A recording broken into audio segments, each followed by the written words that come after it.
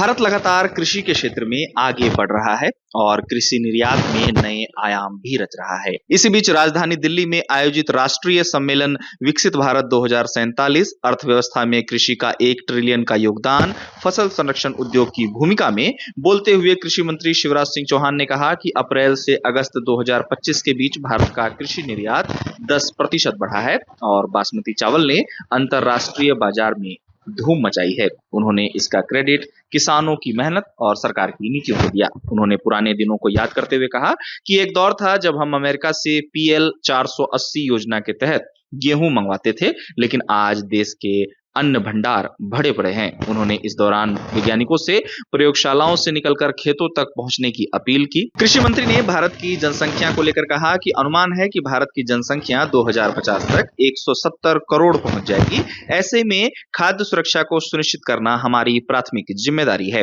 उन्होंने भारत को लेकर कहा कि हमारे पास दुनिया की 4% कृषि भूमि है, फिर भी हम केवल खुद का ही नहीं बल्कि दुनिया को भी अनाज मुहैया करा रहे हैं। भारत में कृषि नीति के निर्माण को लेकर शिवराज सिंह कहते हुए नजर आए कि भारत में नीतियां छोटे किसानों के अनुसार ही बननी चाहिए, क्योंकि अधिकांश किसानों के पास 2.5 से 3 एकड़ भूमि ही है। इस दौरान वे हाल ही में देश के कई हिस्सों से सामने आई नकली कीटनाशक और नकली उर्वरक को लेकर गहरी चिंता व्यक्त करते दिखे, जिसमें उन्होंने कहा कि नकली कीटनाशक और उर्वरक के कारण किसान बर्बाद हो रहे हैं। जहां राजस्थान में पत्थर का पाउडर तक उर्वरक बनाकर बेचा गया। चौहान ने कहा कि यह अपराध है और इस पर सख्त कार्रवाई की जाएगी। आपको बता दें कि नई दिल्ली में आयोजित इस राष्ट्रीय कृषि सम्मेलन में बड़ी संख्या में किसानों, वैज्ञानिकों और कृषि जगत से जुड़े लोगों ने भाग लिया। चौहान ने इस दौरान भारत की कृषि को और आगे बढ़ाने के लिए सभी के सहयोग की आवश्यकता बताई।